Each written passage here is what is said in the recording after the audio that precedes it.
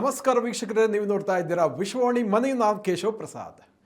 ವೀಕ್ಷಕರೇ, ಇತ್ತೀಚಿನ ದಿನಗಳಲ್ಲಿ ಎಲ್ಲರೂ ಕೂಡ ಏನಾದರೂ ಒಂದು ಸ್ವಂತ ಬಿಸ್ನೆಸ್ಸನ್ನು ಮಾಡಬೇಕು ಅಂತ ಬಯಸ್ತಾರೆ. ಅನೇಕ ಮಂದಿ ಕೇಳ್ತಾ ಇರ್ತಾರೆ ಒಂದು ಪ್ರಶ್ನೆನ, ಅತಿ ಸಣ್ಣ ಮೊತ್ತದಿಂದ ಸಣ್ಣ ಬಂಡವಾಳದಲ್ಲಿ ಏನಾದರೂ ಬಿಸ್ನೆಸ್ ಮಾಡಲಿಕ್ಕೆ ಅವಕಾಶ ಇದೆಯಾ ಅಂತ. ನಿಜ ಹೇಳಬೇಕಂದ್ರೆ ಸಾವಿರಾರು ಐಡಿಯಾಸ್ ಇದೆ. ಕೇವಲ ₹1,000 ಕೂಡ ಸಾವಿರಾರು ಬಿಸ್ನೆಸ್ಗಳನ್ನು ಮಾಡಬಹುದು. ಆದರೆ ಅನೇಕ ಮಂದಿಗೆ ಹೇಗೆ ಮಾಡಬೇಕಂತ ಗೊತ್ತಿರಲ್ಲ. ಸೊ ಈ ನಿಟ್ಟಿನಲ್ಲಿ ಇವತ್ತಿನ ಈ ವಿಶೇಷ ಎಪಿಸೋಡಲ್ಲಿ ನಾವು ಮಾಣಿಕ್ ಅಜಯ್ ಪಟವರ್ಧನ್ ಅವರ ಜೊತೆಗೆ ಇದ್ದೀವಿ. ಮಾಣಿಕ್ ಅಜಯ್ ಪಟವರ್ಧನ್ ಅವರು ಸುಕೃತ ಚಾರಿಟೇಬಲ್ ಟ್ರಸ್ಟ್ನ ಸಂಸ್ಥಾಪಕರಾಗಿದ್ದು ಕಳೆದ 4 ದಶಕಗಳಿಂದ ಮಹಿಳಾ ಉದ್ಯಮಿಗಳಿಗೆ, ಅಂದರೆ ಸಣ್ಣ ಪುಟ್ಟ ಬಿಸ್ನೆಸ್ ಮಾಡೋರಿಗೆ ಅನೇಕ ಮಾರ್ಗದರ್ಶನವನ್ನು ಕೊಟ್ಟಿದ್ದಾರೆ. ಅವರು ಇದಕ್ಕಾಗಿ ಒಂದು ಪುಸ್ತಕವನ್ನು ಕೂಡ ಬಹಳ ಆಕರ್ಷಕವಾಗಿ ಬರೆದಿದ್ದಾರೆ. ಗೃಹಿಣಿಯರಿಗೆ 100 ಗೃಹ ಉದ್ಯಮಗಳು ಅನ್ನುವಂಥ ಪುಸ್ತಕ. ಈ ಪುಸ್ತಕದಲ್ಲಿ ಅವರು 100 ಬಿಸ್ನೆಸ್ ಐಡಿಯಾಸ್ಗಳನ್ನು ಮಹಿಳೆಯರಿಗೋಸ್ಕರನೇ ಸ್ಪೆಷಲ್ ಆಗಿ ಬರೆದು ವಿವರಿಸಿ ಕನ್ನಡ ಮತ್ತು ಇಂಗ್ಲೀಷ್ 2 ಭಾಷೆಗಳಲ್ಲಿ ತಯಾರಿಸಿಕೊಟ್ಟಿದ್ದಾರೆ. ಹಾಗಾಗಿ ಬನ್ನಿ ಕಾರ್ಯಕ್ರಮಕ್ಕೆ ಮಾಣಿಕ್ ಅಜಯ್ ಪಟವರ್ಧನ್ ಅವರನ್ನ ವೆಲ್ಕಮ್ ಮಾಡೋಣ. ನಮಸ್ಕಾರ ಪಟವರ್ಧನ್ ಮೇಡಮ್. ನಮಸ್ಕಾರ ಸರ್. ಅಂದಹಾಗೆ ನಿಮ್ಮ 4 ದಶಕಗಳ ಈ ಒಂದು ಸೇವೆ ನಿಜಕ್ಕೂ ಕೂಡ ದೊಡ್ಡ ಸಮಾಜ ಸೇವೆ ಅಂತ ನಂಗೆ ಅನಿಸುತ್ತೆ. ಯಾಕಂದರೆ ಮಹಿಳೆಯರಿಗೆ ಉದ್ಯಮಶೀಲತೆಯನ್ನು ಅವರಲ್ಲಿ ಒಂದು ಪ್ರೇರಣೆ ಕೊಡಲಿಕ್ಕೆ, ಆ ನಿಟ್ಟಿನಲ್ಲಿ ಅವರು ಮುಂದುವರಿಸಿ ಸ್ವಾವಲಂಬಿಯಾಗಿ ಅವರ ಬದುಕನ್ನು ನಡೆಸಲಿಕ್ಕೆ ಭಾಳ ದೊಡ್ಡ ಪ್ರೇರಕ ಶಕ್ತಿಯಾಗಿ ನೀವು ಇವತ್ತು ಇರುವಂಥದ್ದು. ಸೊ ಹಾಗಾಗಿ ನಿಮ್ಮ ಪುಸ್ತಕದಲ್ಲಿ ಕೂಡ ನೀವು ಸಾಕಷ್ಟು ಉದಾಹರಣೆಗಳನ್ನು ಕೊಟ್ಟಿದ್ದೀರಿ. ಒಂದು ಬಿಸ್ನೆಸ್ ಮಾಡಬೇಕಿದ್ರೆ ₹1,000 ಕೂಡ ಬಿಸ್ನೆಸ್ ಮಾಡ್ಬೋದು ಅನ್ನುವಂಥದ್ದು. ಸೊ ಹಾಗಾಗಿ ಈ ರೀತಿ ಏನೋ ಒಂದು ಸ್ವಂತ ಬಿಸ್ನೆಸ್ ಮಾಡಬೇಕು, ಕಾಲ ಮೇಲೆ ನಿಲ್ಕೋಬೇಕು ಅಂತ ಬಯಸುವವರಿಗೆ ನಿಮ್ಮ ಒಂದು ಸಜೆಷನ್ ಏನು, ಮತ್ತು ಈ ₹1,000 ಬಿಸ್ನೆಸ್ ಮಾಡಲಿಕ್ಕೆ ಸಾಧ್ಯನಾ, ಏನು ಹೇಳ್ತೀರಿ ಅಂತ? ಖಂಡಿತ ಮಾಡ್ಬೋದು ಸರ್. ಯಾಕಂದರೆ ಈಗ ಹೇಗೆ ಜನಸಂಖ್ಯೆ ಹೆಚ್ಚಾಗ್ತಾ ಹೋಗ್ತಿದೆಯೋ ಆ ಥರ ಬೇಡಿಕೆಗಳು ತುಂಬ ಇದೆ ಜನರಿಗೆ. ಯಾರು ಕೆಲಸ ಮಾಡೋಕ್ಕೆ ಹೋಗ್ತಾರೋ ಅವ್ರಿಗಂತೂ ಸಹಾಯಕ್ಕೆ ಯಾರೋ ಇರ್ತಾರೋ ಇರಲ್ವೋ, ಆವಾಗ ಅವ್ರಿಗೆ ಇಂಥದ್ದೆಲ್ಲ ತುಂಬ ಉಪಯೋಗಕ್ಕೆ ಬರುತ್ತೆ. ನಿಜ ನಿಜ. ಮನೇಲಿ ಕೂತ್ಕೊಂಡು ಮಾಡೋರ್ಗೂ ಇದು ಒಂದು ಒಳ್ಳೆ ಅವಕಾಶ. ಕರೆಕ್ಟ್. ಹಾಗಾಗಿ ಇಷ್ಟು ಸಾವಿರಾರು ಗಟ್ಟಲೆ ದುಡ್ಡು ಬೇಕು ಆವಾಗಲೇ ನಾವು ಬಿಸ್ನೆಸ್ ಮಾಡ್ಬೋದು ಅಂತ ಆ ಥರ ಏನಿಲ್ಲ ಆ ಥರ. ಒಂದು ಉದಾಹರಣೆಗೆ ತಗೊಳ್ಳೋದಾದ್ರೆ, ಈಗ ಪಾನಿಪುರಿ ಭೇಳ್ಪುರಿ ಅಂತ ಇಟ್ಕೊಳ್ಳಿ. ಎಲ್ರಿಗೂ ಭಾಳ ಇಷ್ಟ ಅದು, ಹೌದಾ? ಚಿಕ್ಕ ಮಕ್ಕಳಿಂದ ಹಿಡಿದು ದೊಡ್ಡವರು ಎಲ್ಲರೂ ಖುಷಿಯಾಗಿ ತಿಂತಾರೆ. ಅದು ಮಾಡೋಕ್ಕೆ ಅಂತ ಕಷ್ಟನೂ ಇಲ್ಲ. ಆದರೆ ಅದು ತಾಜಾ ಇರಬೇಕು, ಒಳ್ಳೆ ಶುಚಿಯಾಗಿ ಮಾಡಿರಬೇಕು, ಒಳ್ಳೆ ನೀರನ್ನು ಅಲ್ಲಿ ಉಪಯೋಗಿಸಿರ್ಬೇಕು. ಈಗ ಯಾವುದಾದ್ರೂ ಮನೆ ಹೆಂಗಸು ಮನೇಲಿ ಕೂತ್ಕೊಂಡು ತಮ್ಮ ಮಕ್ಕಳಿಗೆ ಹೇಗೆ ಪಾನಿಪುರಿ ಭೇಳ್ಪುರಿ ಮಾಡಿಕೊಡ್ತಾರೋ, ಅಕ್ಕಪಕ್ಕದ ಮಕ್ಕಳಿಗೆ ಅವ್ರು ಹೇಳ್ಬೋದು, ನಾನು ಇವತ್ತು ಪಾನಿಪುರಿ ಮಾಡ್ತಾಯಿದ್ದೀನಿ, ತೊಗೊಂಡು ಬನ್ನಿ ಒಂದು ₹10-20 ನಾನು ನಿಮಗೆ ಮಾಡಿಕೊಡ್ತೀನಿ ಅಂತ. ಈ ಥರ ಒಂದು ಚಿಕ್ಕದಾಗಿ ಶುರು ಮಾಡ್ಕೋಬೋದು. ಅದಕ್ಕೆ ನಾವು ಒಂದು ₹100 ಮಾಡ್ಬೋದು, ಇಷ್ಟೊಂದು ಪಾನಿಪುರಿಗಳು ಮಾಡ್ಬೋದು, ಮಕ್ಳಿಗೂ ಖುಷಿ ಪಡಿಸ್ಬೋದು. ಒಂದ್ಸಲ ಆ ರುಚಿ ಏನಾದರೂ ಗೊತ್ತಾಗ್ಬಿಟ್ರೆ ಅಕ್ಕಪಕ್ಕದವರೇ ಹೇಳ್ತಾರೆ, ನಮ್ಮನೇಲಿ ನಾಳೆ ಪಾರ್ಟಿ ಇದೆ, ನೀವು ನಮಗೆ ಪಾನಿಪುರಿ ಮಾಡಿಕೊಡ್ತೀರಾ ಅಂತ. ಈ ಥರ. ಆದರೆ ಅದನ್ನು ಮಾಡೋದನ್ನು ಮಾತ್ರ ನೆಟ್ಟಾಗಿ ಚೆನ್ನಾಗಿ ಮಾಡಬೇಕು, ಆವಾಗ ಅದು ಖಂಡಿತ ಅದು ಸಾಧ್ಯ ಇದೆ. ಮೇಡಮ್, ನೀವು ಕಳೆದ 4 ದಶಕಗಳಿಂದ ಸುಮಾರು 40 ವರ್ಷಗಳಿಂದ ಈ ಫೀಲ್ಡಲ್ಲಿ ಇದ್ದೀರಾ. ಅನೇಕ ಮಂದಿ, ಲೆಕ್ಕ ಇಲ್ಲದಷ್ಟು ಮಹಿಳೆಯರಿಗೆ ನೀವು ಕಾರ್ಯಗಳನ್ನು ಮಾಡಿದ್ದೀರಾ. ಸುಕೃತ ಚಾರಿಟೇಬಲ್ ಟ್ರಸ್ಟ್ ಮೂಲಕ ಐಡಿಯಾಸ್ಗಳನ್ನು ಕೊಟ್ಟಿದ್ದೀರಾ.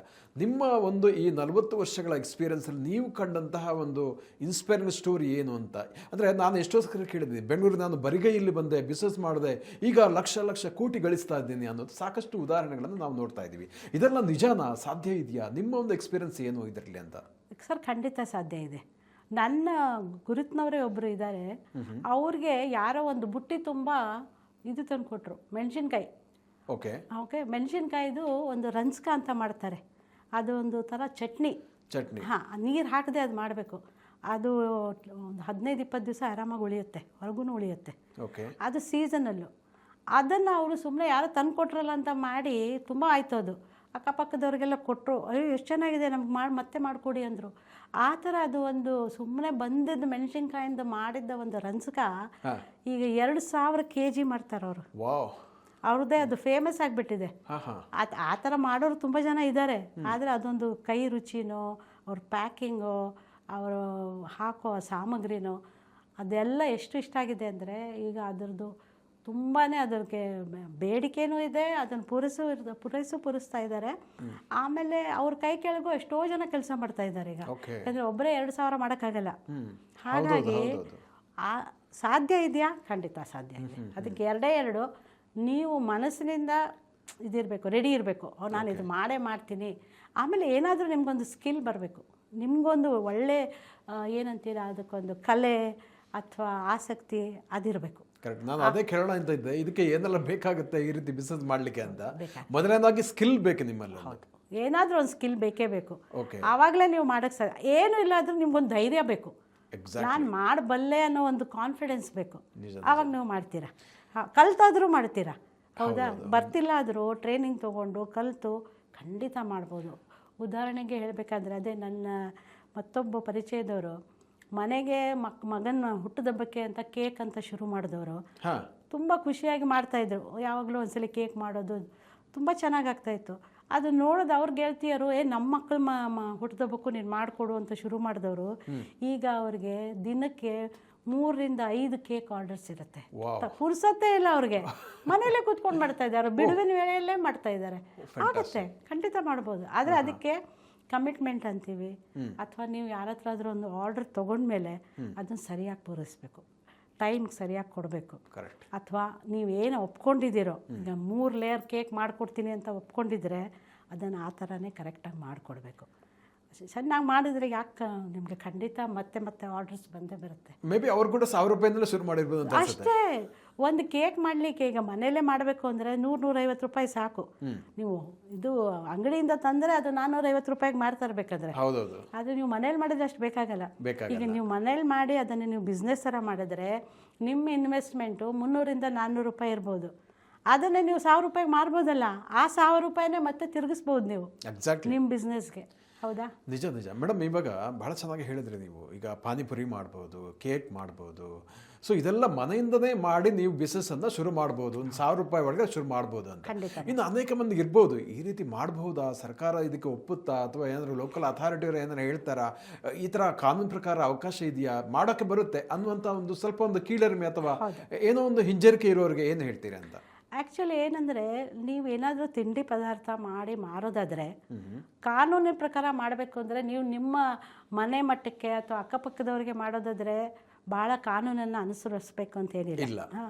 ಆದರೆ ನೀವು ಇನ್ನೂ ಅದನ್ನು ವ್ಯಾಪಾರ ಅಂತ ಶುರು ಮಾಡಿ ಬಿಸ್ನೆಸ್ ಅಂತ ಮಾಡೋದಾದರೆ ನಿಮಗೆ ಲೈಸೆನ್ಸ್ ಇರಬೇಕು. ಅವಾಗೇನಾಗುತ್ತೆ, ಅದೊಂಥರ ಅಥೆಂಟಿಕ್ ಆಗುತ್ತೆ. ಇವ್ರು ಲೈಸೆನ್ಸ್ ತೊಗೊಂಡಿದ್ದಾರೆ, ಇವರಿಗೆ ಪರ್ಮಿಷನ್ ಇದೆ ಮಾಡಲಿಕ್ಕೆ. ಯಾಕಂದರೆ ಲೈಸೆನ್ಸ್ ಕೊಟ್ಟವರು ಅದು ಆನ್ಲೈನ್ ಸಿಕ್ಬಿಡುತ್ತೆ. ಲೈಸೆನ್ಸ್ ಸಿಗೋದೇನು ಕಷ್ಟ ಇಲ್ಲ. ಆ ಲೈಸೆನ್ಸ್ ಸಿಕ್ಕ ಮೇಲೆ ಅವರು ಫುಡ್ ಇನ್ಸ್ಪೆಕ್ಟರ್ ಬಂದು ನೋಡ್ಬೋದು, ನೀವು ಕಿಚನನ್ನು ಬಂದು ನೋಡ್ತಾರೆ ಅವರು, ನೀವು ಎಷ್ಟು ಮಟ್ಟಿಗೆ ಕ್ಲೀನಾಗಿದ್ದೀರಾ. ಹಾಗೇನು ಮಾಡ್ದೇನೋ ಎಷ್ಟೋ ಜನ ವ್ಯಾಪಾರ ಮಾಡಿಕೊಂಡು ಬಿಸ್ನೆಸ್ ಮಾಡ್ತಾನೆ ಇದ್ದಾರೆ, ಅದೇನು ಇಲ್ಲದೇನೂ ಮಾಡ್ತಾ ಇದ್ದಾರೆ.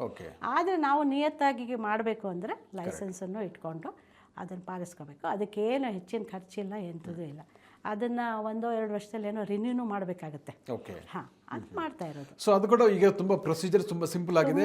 ಸೊ ಆರಾಮ್ಸೆ ಮಾಡ್ಬೋದು. ಬಟ್ ಸ್ಟಾರ್ಟಿಂಗ್ ನಿಮ್ಮ ಅಕ್ಕ ಪಕ್ಕದ ಮನೆಯವರಿಗೆ, ನೆಂಟರಿಷ್ಟಗಳಿಗೆ, ಸ್ನೇಹಿತರಿಗೆ ಆ ಸರ್ಕಲ್ನಲ್ಲೇ ಶುರು ಮಾಡ್ಬೋದು.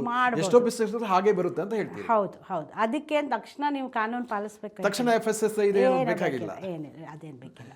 Okay, fantastic. ಸೊ ಅಂದರೆ ಈಗ ಬೇರೆ ಏನು ಮಾಡ್ಬೋದು ಮೇಡಮ್? ಇವಾಗ ನೀವು ಹೇಳಿದ್ರಿ ಏನು ಪಾನಿಪುರಿ ಮಾಡ್ಬೋದು, ಕೇಕ್ ಮಾಡ್ಬೋದು, ಇನ್ನು ಒಂದಷ್ಟು ಉದಾಹರಣೆಗಳನ್ನ ಹೇಳಿದ್ರು. ಯಾಕಂದ್ರೆ ನಿಮ್ಮ ಪುಸ್ತಕದಲ್ಲಿ ಸಾಕಷ್ಟು ಉದಾಹರಣೆ ಇದೆ, ಪುಸ್ತಕದಲ್ಲೂ ಬೇಕಾದಷ್ಟಿದೆ. ಈಗ ಎಲ್ರಿಗೂ ಹೆಲ್ತ್ ಬಗ್ಗೆ, ಆರೋಗ್ಯದ ಬಗ್ಗೆ ಭಾಳ ಕಾಳಜಿ ಇದೆ. ಹೌದಾ? ಎವ್ರಿ ಒನ್ ಈಸ್ ಕಾನ್ಷಿಯಸ್ ಅಂತೀವಲ್ಲ, ನಮ್ಮ ಆರೋಗ್ಯ ಚೆನ್ನಾಗಿ ಇಟ್ಕೋಬೇಕು, ಒಳ್ಳೆಯ ಆಹಾರ ತಗೋಬೇಕು ಅಂತ. ಈಗ ಸ್ಯಾಲೆಡ್ ಆ್ಯಂಡ್ ಸೂಪ್ಸ್. ಸ್ಯಾಲೆಡ್ ಅಂದರೆ ನಾವು ಕೋಸಂಬರಿಗಳೆಲ್ಲ ತಿಂತಾ ಇದ್ದೀವಲ್ಲ, ಅದನ್ನು ಬೇರೆ ಬೇರೆ ಥರದಲ್ಲಿ ಕೋಸಂಬರಿಗಳನ್ನ ಮಾಡೋದು. ತುಂಬ ವೆರೈಟಿ ಮಾಡ್ಬೋದು. ಬೇರೆ ಬೇರೆ ತರಕಾರಿಗಳು, ಅದಕ್ಕೆಲ್ಲ ಡಿಪ್ಸು ಅದೆಲ್ಲ ಮಾಡ್ಬೋದು. ಆದರೆ ಅದು ಮಾಡೋಕ್ಕೆ ಯಾರು ಕೆಲಸಕ್ಕೆ ಹೋಗ್ತಾರೋ ಅವ್ರ ಹತ್ರ ಟೈಮ್ ಇಲ್ಲ. ಹೌದಾ? ಸೊ ನೀವು ಫ್ರೆಶ್ ಆಗಿ ಸ್ಯಾಲೆಡ್ಸ್ ಮಾಡಿಕೊಟ್ರೆ ತೊಗೊಳ್ಳೋರಿದ್ದಾರೆ. ಅದನ್ನು ನೀವು ಆರಾಮಾಗಿ ಮಾಡ್ಬೋದು. ಫ್ರೆಶ್ ಆಗಿ ತರಕಾರಿಗಳನ್ನು ತೊಗೊಂಡು ಬಂದು ಅದನ್ನು ಚೆನ್ನಾಗಿ ತೊಳೆದು ಕಟ್ ಮಾಡಿ ಬೇರೆ ಬೇರೆ ರೀತಿಯಲ್ಲಿ ಸ್ಯಾಲೆಡ್ಸ್ಗಳನ್ನ ಮಾಡಿ, ಈ ಮೊಳಕೆ ಬರಿಸೋ ಕಾಳುಗಳನ್ನೆಲ್ಲ ಮಿಕ್ಸ್ ಮಾಡೋದು ಮಾಡ್ಬೋದು, ಎಲ್ಲ ಮಾಡ್ಬೋದು. ಆಮೇಲೆ ಅದನ್ನು ನೀಟಾಗಿ ಪ್ಯಾಕ್ ಮಾಡಿ ಯಾರಿಗೆ ಬೇಕೋ ಅವ್ರಿಗೆ ಕಳಿಸ್ಬೋದು. ಚಳಿಗಾಲದಲ್ಲಿ, ಮಳೆಗಾಲದಲ್ಲಿ ಸೂಪ್ಸ್, ಹೌದಾ? ಪಾಲಕ್ ಸೂಪ್ ಇರ್ಬೋದು, ಟೊಮೆಟೊ ಸೂಪ್ ಇರ್ಬೋದು, ಕಾರ್ನ್ ಸೂಪ್ ಇರ್ಬೋದು, ಬೇಕಿರುತ್ತೆ ಎಲ್ರಿಗೂ. ನೀವು ಹೋಟ್ಲಿಗೆ ಹೋಗಿ ತೊಗೊಳ್ಳಿ, ತುಂಬ ಅದು ದುಬಾರಿ ಬೀಳುತ್ತೆ. ಒಂದು ಕಪ್ ಸೂಪಿಗೆ 350-450 ಎಷ್ಟು ಹಾಕ್ತಾರೆ. ಆದರೆ ನೀವು ಮನೇಲಿ ಮಾಡಿದರೆ ಅಷ್ಟೇ ನೀವು ಚಾರ್ಜ್ ಮಾಡೋಕ್ಕಾಗಲ್ಲ, ಮಾಡೋದು ಇಲ್ಲ ನೀವು. ಹೌದಾ? ಅದನ್ನು ಮಾಡ್ಕೋಬೋದು. ಅದು ಒಂದು ಒಳ್ಳೆಯ ಉದ್ಯೋಗ. ಅಂದರೆ ಅಡುಗೆಗೆ ಸಂಬಂಧಪಟ್ಟದ್ದು ಮಾಡೋದಾದರೆ ಇಂಥದ್ದೆಲ್ಲ ಬೇಕಾದಷ್ಟಿದೆ. ಹಪ್ಪಳ, ಸಂಡಿಗೆ, ಉಪ್ಪಿನಕಾಯಿ ಇದಂತೂ ಮಾಮೂಲಿ. ಶಾವಿಗೆ ಮಾಡ್ತಾರೆ ಇದೆಲ್ಲ. ಇನ್ನೊಂದು ಏನು ಮಾಡ್ಬೋದು ಅಂದರೆ ಬೆಳಗಿನ ಟಿಫಿನ್ನು ಬೆಳಿಗ್ಗೆ ತುಂಬ ಅಂದರೆ ಮಕ್ಳಿಗೂ ಸ್ಕೂಲ್ಗೆ ಹೋಗೋದಿರುತ್ತೆ, ಅಪ್ಪ ಅಮ್ಮಂದಿರಿಗೂ ಆಫೀಸ್ಗೆ ಹೋಗೋದಿರುತ್ತೆ. ಬೆಳಗ್ಗೆ ತಿಂಡಿ ಮಾಡೋರು ಯಾರು? ಹೌದಾ? ಅದಕ್ಕೂ ಸ್ಯಾಂಡ್ವಿಚ್ ಅಂತೆ ಅಥವಾ ಪರಾಠಗಳಂತೆ ಒಂದು 30-40 ಬಗೆಯ ಪರಾಠಗಳು. ಇದರಲ್ಲಿ ಎಲ್ಲ ತರಕಾರಿ ಹಾಕಿದ್ದಂತು. ಮೆಂತ್ಯ ಪರಾಠ, ಆಲೂ ಪರಾಠ, ಕ್ಯಾಬೇಜ್ ಪರಾಠ ಯಾವುದಾದ್ರೂ ಮಾಡ್ಬೋದು. ಅದನ್ನು ನೀವು ಬೆಳಗ್ಗೆ, ಆದರೆ ನೀವು ಅದಕ್ಕೆ ಕಷ್ಟಪಡಬೇಕು. ಅದು ಸುಮ್ಮನೆ ಆಗಿಬಿಡೋದಿಲ್ಲ. ಅದು ನೀವು ಅದಕ್ಕೆ ತಯಾರಿ ಮಾಡಿಬಿಟ್ಟು ಇದಕ್ಕೆಲ್ಲ ಏನು ಮಾಡ್ಬೋದು, ಪ್ರೀ ಆರ್ಡರ್ ಅಂತೀವಿ. ಮೊದಲೇ ನೀವು ಆರ್ಡರ್ಸ್ಗಳನ್ನ ಇಸ್ಕೊಂಡ್ಬಿಟ್ರೆ ನಿಮಗೂ ಅಂದಾಜಿರುತ್ತೆ. ನಾನು ನಾಳೆಗೆ ಒಂದು 40 ಪರಾಠ ಮಾಡೋದಿದೆ ಬೆಳಗಾಗಿದ್ದು, 7 ಗಂಟೆಗೆ ಮಕ್ಕಳಿಗೆ ತಿಂಡಿ ಪ್ಯಾಕ್ ಮಾಡಿಕೊಡ್ಬೇಕು. ನೀವು ಆ ಅದನ್ನೆಲ್ಲ ಲೆಕ್ಕಾಚಾರ ಮಾಡಿ ಆ ಥರ ಎಲ್ಲ ರೆಡಿ ಮಾಡಿಕೊಂಡು 7 ಗಂಟೆಗೆ ಎಲ್ಲ ರೆಡಿ ಇಟ್ಟರೆ ಎಷ್ಟು ಜನ ತೊಗೊಳ್ಳಲ್ಲ ನೋಡಿ. ಅದರಲ್ಲೂ ದೊಡ್ಡ ದೊಡ್ಡ ನಗರಗಳಲ್ಲಿ ಯಾರಿಗೂ ಸಮಯನೇ ಇಲ್ಲ, ಆದರೆ ದುಡ್ಡಿದೆ, ಆದರೆ ಮಾಡೋರು ಯಾರು? ಇದೊಂದು ದೊಡ್ಡ ಸಮಸ್ಯೆ ಆಗಿದೆ. ಅಡುಗೆಯವ್ರನ್ನೂ ಇಟ್ಕೋತಾರೆ, ಆದರೆ ಒಂದು ದಿವಸ ಅಡುಗೆಯವ್ರು ಬರಲಿಲ್ಲ ಅಥವಾ ಇನ್ನೇನೋ ಆಯಿತು, ಆದರೆ ತಿಂಡಿ ಬೇಕಿದೆ, ಆವಾಗೇನು ಮಾಡ್ತೀರಾ? ಆ ಥರ ಮಾಡೋರಿಗೂ ಒಂದು ಒಳ್ಳೆಯ ಅವಕಾಶ ಇದೆ. ಬೆಳಗಿನ ತಿಂಡಿ ಇರ್ಬೋದು, ಮಧ್ಯಾಹ್ನ ಸ್ನ್ಯಾಕ್ಸ್ ಇರ್ಬೋದು. ಈಗ ನಮ್ಮ ಪರಿಚಯದಲ್ಲಿ 2 ಹುಡುಗಿಯರು ಡಯಾಬಿಟಿಸ್ ಇದೆ ಕೆಲವರಿಗೆ, ಅವ್ರಿಗೆ ಭಾಳ ಜನರಿಗಿದೆ. ಆ ಥರದ ಆಹಾರ ನಿಮಗೆ ಬೇಕು ಅಂದರೆ ಹೋಟ್ಲಲ್ಲಿ ಸಿಗುತ್ತಾ? ಡಯಾಬಿಟಿಸ್ ಆಹಾರ ಅಂತ ಯಾರೂ ಕೊಡೋದಿಲ್ಲ, ಹೌದಾ? ಸೊ ರಿಸ್ಟ್ರಿಕ್ಟೆಡ್ ಮೀಲ್ಸ್ ಏನಿರುತ್ತಲ್ಲ ಅದನ್ನು ಆ ಹುಡುಗಿ ನಿಯತ್ತಾಗಿ ಮಾಡಿಕೊಡ್ತಾ ಇದ್ದಾಳೆ. ತುಂಬ ಚೆನ್ನಾಗಿ ಹೋಗ್ತಾ ಇದೆ. ಡಿಮ್ಯಾಂಡ್ ಇದೆ. ಎಷ್ಟು ಜನಕ್ಕಿಲ್ಲ ಡಯಾಬಿಟಿಸ್, ನೀವು ಹೇಳ್ದಂಗೆ ತುಂಬ ಜನಕ್ಕಿದೆ. ಆದರೆ ನೀವು ಅದನ್ನು ಡಯಟ್ ಕಂಟ್ರೋಲ್ ಮಾಡೋದಾದರೆ ಅದು ಆ ಥರ ಆಹಾರ ತಯಾರು ಮಾಡಿಕೊಡೋರು ಯಾರಾದರೂ ಬೇಕಲ್ಲ. ಮನೆಯವ್ರಿಗೂ ಒಂದೊಂದು ಸತಿ ಬೇಜಾರಾಗ್ಬೋದು, ಹೌದಾ, ಅಯ್ಯೋ ಯಾರಪ್ಪ ಇದೆಲ್ಲ ದಿನ ಮಾಡೋರು ಅಂತ. ಬಟ್ ಚೆನ್ನಾಗಿ ಮಾಡ್ತಾರೆ ಅದು. ಈ ಥರ ಯಾವ ಥರ ನಿಮ್ಮ ಅಕ್ಕಪಕ್ಕದಲ್ಲಿ ಏನು ಡಿಮ್ಯಾಂಡ್ ಇದೆ, ಯಾವುದಕ್ಕೆ ಇದಿದೆ ಬೇಡಿಕೆ ಇದೆ, ಅದನ್ನು ಸ್ವಲ್ಪ ಮೊದಲು ಸರ್ವೆ ಮಾಡಬೇಕು, ಅಬ್ಸರ್ವ್ ಮಾಡಬೇಕು. ಸೊ ಇದು ಮಾರ್ಕೆಟಿಂಗ್ ಹೇಗೆ ಅಥವಾ ಟಾರ್ಗೆಟೆಡ್ ಕಸ್ಟಮರ್ ಯಾರು ಅನ್ನೋದನ್ನ ಫಸ್ಟ್ ನೋಡಬೇಕು. ನಿಮ್ಮ ಸುತ್ತಮುತ್ತಲ ಹೋಗಿ, ಲೇಔಟಲ್ಲಿ ಹೋಗಿ, ಅಪಾರ್ಟ್ಮೆಂಟ್ಗಳಿಗೆ ಹೋಗಿ, ಅಲ್ವಾ? ಹೌದು. ಆಮೇಲೆ ನೀವು ಅದು ಮಾಡಿದ ಮೇಲೆ ಅದಕ್ಕೆ ಕಾಂಪಿಟೇಟರ್ಸು ಇರ್ತಾರೆ, ಅಂದರೆ ನಿಮ್ಮ ಥರನೇ ಮಾಡೋರು ಇರ್ತಾರೆ. ಸೊ ಅವ್ರಿಗಿಂತ ನೀವೇನು ಬೇರೆ ಮಾಡ್ತೀರಾ? ನಿಮ್ಮದು USP ಅಂತೀವಿ ನಾವು. ಸೊ ನಿಮ್ಮ ವಿಶಿಷ್ಟತೆ ಏನು? ವಿಶಿಷ್ಟತೆ ಅದು ಬೇಕು. ಅದೇನಾದರೂ ಮೇ ಬಿ ನೀವು ಒಳ್ಳೆ ಒಂದು ಇದರಲ್ಲಿ ಪ್ಯಾಕ್ ಮಾಡಿಕೊಡ್ತೀರಾ, ಪ್ಲಾಸ್ಟಿಕ್ ಉಪಯೋಗಿಸ್ತಾ ಇಲ್ಲ, ನೀಟಾಗಿ ಪ್ಯಾಕ್ ಮಾಡಿಕೊಡ್ತೀರಾ. ಆಮೇಲೆ ಇದು ನೀವು ಹೇಳ್ದಂಗೆ ಮೊಳಕೆ ಕಾಳುಗಳನ್ನು ತಯಾರಿಸ್ಲಿಕ್ಕೂ ಒಂದು 2 ದಿವಸ ಬೇಕಾಗುತ್ತೆ. ಅದು ನಿಮ್ಮ ತಯಾರಿ ಆ ಥರ ಇದೆ. ಆ ಥರ ಎಲ್ಲ ನಿಮ್ಮದೆಲ್ಲ ಒಂದು ಏನಾದರೂ ವೈಶಿಷ್ಟ್ಯತೆ ತೋರಿಸಿದ್ರೆ ಅದೆಲ್ಲದಕ್ಕೂ ಡಿಮ್ಯಾಂಡು ಇದೆ, ಬೇಡಿಕೆನೂ ಇದೆ, ಆಮೇಲೆ ದುಡ್ಡು ಕೊಡೋಕ್ಕೂ ಜನ ತಯಾರಿರ್ತಾರೆ. ಒಳ್ಳೆ ಕ್ವಾಲಿಟಿಯಲ್ಲಿ ಕೊಟ್ಬಿಟ್ರೆ ಜನ ತಗೊಳ್ತಾರೆ. ಹೌದು, ಖಂಡಿತ ತಗೋತಾರೆ. ಆಮೇಲೆ ಇದು ಮನೇಲಿ ಮಾಡಿದ್ದು ಅನ್ನೋದಕ್ಕೊಂದು ವಿಶೇಷ ಬೆಲೆ ಇದೆ. ಯಾಕಂದರೆ ಎಲ್ರಿಗೂ ಗೊತ್ತು ಹೋಟ್ಲಲ್ಲಿ ಏನು ಅದು ಹೋಟ್ಲು ಏನೇ ಆದರೂ 100 ಜನಕ್ಕೆ ಅದು ಸಪ್ಲೈ ಮಾಡ್ತಿರ್ತಾರೆ. ಹೈಜಿನಿಕ್ ಬಗ್ಗೆ ಒಂದಷ್ಟು ಪ್ರಶ್ನೆಗಳು ಬರುತ್ತೆ, ನಮ್ಗಳಿಗೂ ಬರುತ್ತೆ, ಹೌದಾ, ಹೆಂಗಿದೆಯೋ ಹೋಟ್ಲು, ಒಳಗೆ ಹೆಂಗಿರುತ್ತೋ ಏನೋ ಅಂತ. ಆದರೆ ಒಂದು ಗೃಹಿಣಿ ಮನೇಲಿ ಕೂತ್ಕೊಂಡು ಮಾಡಿ ಕೊಡ್ತಾ ಇದ್ದಾಳೆ ಅಂದರೆ ಅದಕ್ಕೆ ನೋಡೋ ದೃಷ್ಟಿನೇ ಬೇರೆ. ಅದೊಂದು ಅಡ್ವಾಂಟೇಜ್ ಇದೆ. ಹೌದು, ಅಡ್ವಾಂಟೇಜ್ ಖಂಡಿತ ಇದೆ. ಮೇಡಮ್, ಇವಾಗ ಗೃಹಿಣಿಯರಿಗೆ 100 ಗೃಹ ಉದ್ಯಮಗಳು ಅನ್ನುವಂಥ ಒಂದು ಪುಸ್ತಕವನ್ನು ತಾವು ಬರೆದಿದ್ದೀರಾ. ಸೊ ಇಂಗ್ಲೀಷ್ ಮತ್ತು ಕನ್ನಡ ಭಾಷೆಯಲ್ಲಿದೆ. ಸೊ ಈ ಪುಸ್ತಕದಲ್ಲಿ ಏನಿದೆ ಅನ್ನುವಂಥ ಕುತೂಹಲ ನನಗಿದೆ, ನೀವೇ ಹೇಳಿ ಅಂತ. ಇದರಲ್ಲಿ ಸರ್ ಏನಿದೆ ಅಂದರೆ, ಇಷ್ಟು ಅಕ್ಕಪಕ್ಕದಲ್ಲಿ ನಮ್ಗೆ ಏನೇನು ಬೇಡಿಕೆ ಇದೆಯೋ ಅದ್ರ ಬಗ್ಗೆನೇ ಇದೆ. ನಾನು ಇವಾಗ ಏನೇನು ಮಾತಾಡಿದ್ನಲ್ಲ ಅದ್ರ ಬಗ್ಗೆನೂ ಇದೆ. ಅಂದರೆ ನೀವು ಅಡುಗೆಲಿ ಕೂತ್ಕೊಂಡು ಏನು ಮಾಡ್ಬೋದು ಅಡುಗೆ ವಿಷಯದಲ್ಲಿ, ಅದಲ್ಲದೆ ಹೆಣಿಗೆ ಇರ್ಬೋದು, ಸ್ಟಿಚಿಂಗ್ ಇರ್ಬೋದು, ಹೊಲಿಗೆ ಇರ್ಬೋದು, ಪೇಂಟಿಂಗ್ ಇರ್ಬೋದು, ಕ್ಲಾಸಸ್ ಇರ್ಬೋದು, ಆಮೇಲೆ ಗ್ರಾಫಿಕ್ ಡಿಸೈನಿಂಗ್ ಇರ್ಬೋದು. ಆ ಥರ ಬೇರೆ ಬೇರೆ ವಿವಿಧ ರೀತಿಯ ಉದ್ಯೋಗಗಳು ಮನೇಲಿ ಹೇಗೆ ಕೂತ್ಕೊಂಡು ಮಾಡ್ಬೋದು ಅದ್ರ ಬಗ್ಗೆ 100 ಬಗೆಯ ಇದಿದೆ, ಬಿಸ್ನೆಸ್ ಐಡಿಯಾಗಳಿದೆ. ಅದನ್ನು ಇಂಗ್ಲೀಷಲ್ಲೂ ಬರೆದಿದ್ದೀನಿ ಮತ್ತು ಕನ್ನಡದಲ್ಲೂ ಬರೆದಿದ್ದೀನಿ. ಇದರಲ್ಲಿ ಬರೀ ಐಡಿಯಾ ಕೊಟ್ಟಿಲ್ಲ, ಅದರಲ್ಲಿ ಕೆಲವೊಂದನ್ನು ವಿಸ್ತೃತವಾಗಿ ಚರ್ಚೆ ಮಾಡಿದ್ದೀವಿ.